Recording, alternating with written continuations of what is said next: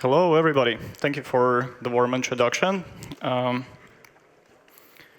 Well, as it was said, this talk about going to be primarily about Pectra upgrade and how it reshaped peer-to-peer UX and especially PON protocol. I'm going to be talking about that very briefly. First, I'd like to introduce myself. I came from the nursing background. I finished my nursing school. Then I got to work in fintech for a couple of years, and then I switched to be a DeFi builder. My take is that future of the DeFi is purely endgame, actually, of the DeFi is going to be peer-to-peer, and I'll probably die on this hill. Before we dive deep, I will try to take 30 seconds to explain what the PON is. Essentially, we have lenders and borrowers meeting together on the platform to settle on their own terms and figuring out what's the interest going to be, what's the duration of the loan, and what assets are being used. That's pretty much everything we need to know about this. We'll now compare this with peer-to-pool solutions, kind of more popular ones. Just as I said, direct match between borrowers and lenders happening on our side in a peer-to-peer protocol. For peer, for pools, people interacting with smart contracts representing the pool. On the peer-to-peer side, we have a full terms customization. On the peer-to-pool model, it's algorithmically determined. UX for peer-to-peer is also can be quite slow, as we need some matching process to happen. For peer-to-pool, it's very fast. Just a few clicks, you immediately borrow or lend liquidity. That's pretty much everything we would need to understand at this point on the difference. And from the definition, we can also imply the fact that there will be multiple peers potentially in every deal. So it's like one lender providing liquidity, and there is multiple borrowers on the other side borrowing it, or other way around. Oh, it messed up a little bit, but it should not be a big deal, actually. OK, let's check that out as an example. So we have a lender. A lender is going to lend 100 DAI from Ava directly, and 400 USDC from Morpho against RobTETH or RobBTC at 75% LTV, loan to value, for 180 days and fixed 8% of interest.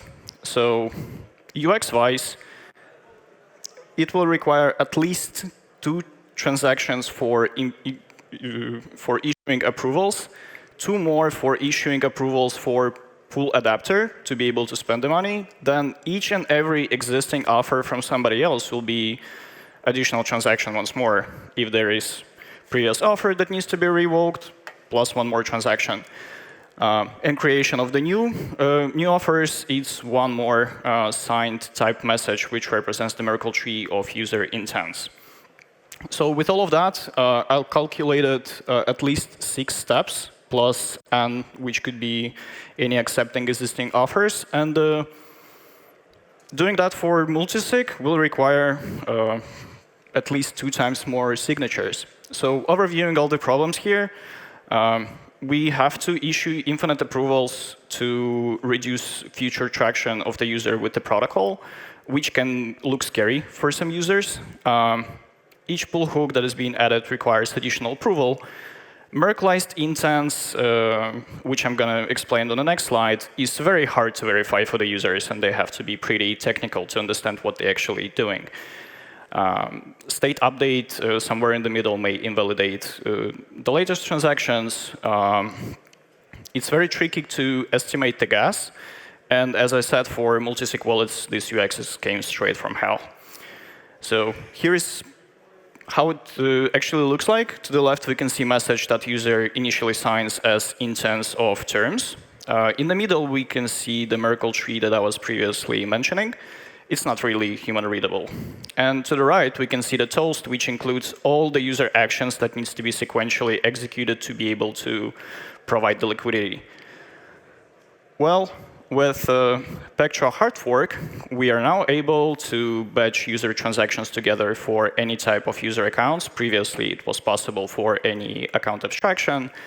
And now it's also available for externally owned accounts like MetaMask or any wallet of your choice. And this slide is a little bit messed up, but important thing here is that the same use case always results in the single transaction. depending if user also wants to create additional offers and sign a message, but we can actually move this part also on-chain. Here how it looks from the user perspective. You just see the full preview of your transaction. Please notice that the gas is like less than 3 cents, pretty cheap. It also includes the user nonce, and just below they will be the full overview of all the actions that user is executing. Pretty easy, I would say. It's hidden for some reason. It's hidden for like under detailed settings for developers. I don't know why. I think everybody should be looking at those things. And for creating additional offers, user needs to sign the Merkle tree, as I previously said. So this is approximately how it looks. So the support for batching user actions together on the infrastructure level was actually added just on the 23rd of April, which made it possible for us to start using almost right away and test it before the Pectra upgrades on the testnets. It also kind of reshaped our understanding of user interactions. That is always going to be an array of certain calls that will be executed usually with the length greater than 1, because if length is equal 1, we'll probably just end the normal transaction. 7.7 delegation is the tricky part, which may put user funds in risk. And the greatest thing about that is that we don't even have to manually do it, and everything is handled for us by wallets. If we would be supporting any previous, I would say, implementations of batching user transactions together, in some cases we would need to also wait for, like kind of, I would say, some state in the middle to finalize it later. Obviously, we don't have to do that anymore. As I already said, sign type data still needs to be handled separately, so we cannot sign type data inside of the send calls by now. It's pretty cheap gas-wise, as I said. Also, after your first delegation, it's going to be half times cheaper on the each time. And I also noticed that some of the providers are limiting calls to the 10. For some reason, there is nothing about that in the specification, but some of them do that. It might also change in the future.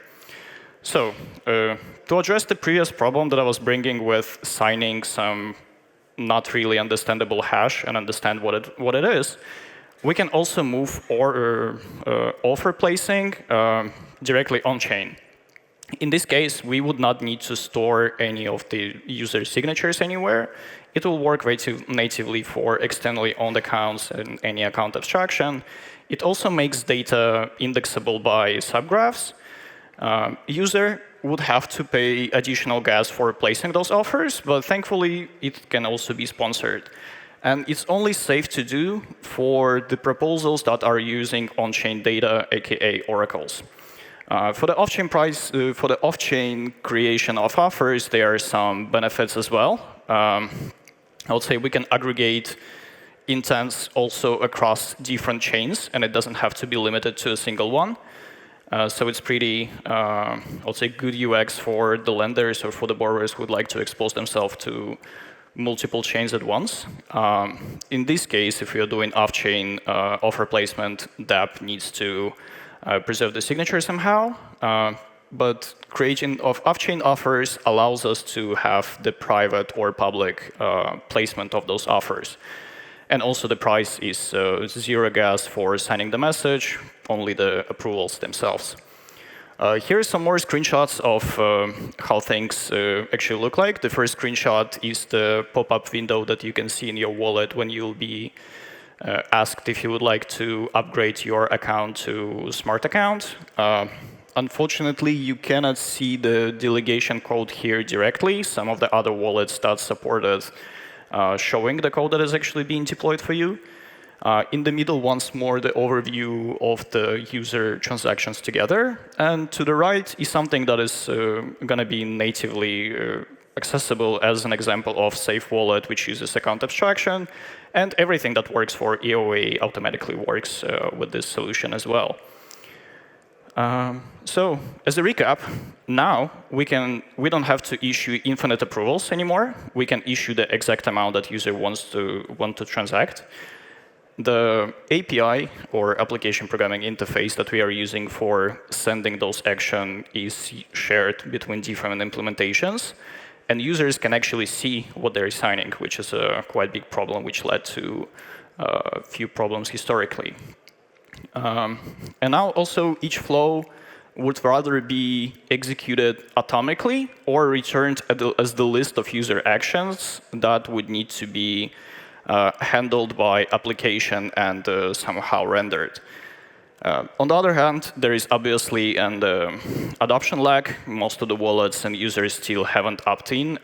May I ask to raise the hand if you already delegated converted your EOA into smart account? How many people will be here? OK, for the record, 2 hands, I see. It pretty much reflects the data that I'm going to be talking about in a few minutes. And also, quite important part is that we still must preserve a fallback for situations when something went wrong or user just don't want to upgrade its externally owned account. Well, also kind of good idea, as we can be placing code directly to EOA. Why not to just make sideload our scripts into user account, right? No. It's not how it was intended to be used. And the application must not expect that user will sign type data. So it means that it's a potential improvement for somebody who would like to get their account upgraded. And in this case, they will have a certain benefit. And also, it exposes certain risks. So do it on your own after your own research on this one. There is also QR code that you can sign and see the same information on the EAP page. And also, I got some statistics from great dashboard from Wintermute about AEP 7702 adoption. And 92% of the wallets only delegated to a single account. It means that it's those people who are probably safe. So they only delegated to the single account. It means that they're probably using MetaMask and accepted their delegation. For anybody who will be using more than a single one, they are almost exponentially increasing the risk of being drained at some point at the future. There is also a great resource that I just recently found. It's called Swiss Knife 7702-bit. It was updated this morning, and now there is the third wallet that also supports 7702, which OKX wallet. Not sure about the change, though. I would need to go and check it out myself. So let's review how to stay safe with kind of this new meta. First, make sure that you review any delegations that are happening. I displayed the example of MetaMask and said that it's probably not a good thing that they're not showing what actually happening. And there is a great service that I discovered called scope.sh that allows you to see any delegations that you created for every chain, and also be able to delegate or call your account code directly from the service. Also try to stay in 92%. It will increase your chances of being safe. Preview and simulate transactions using Tenderly.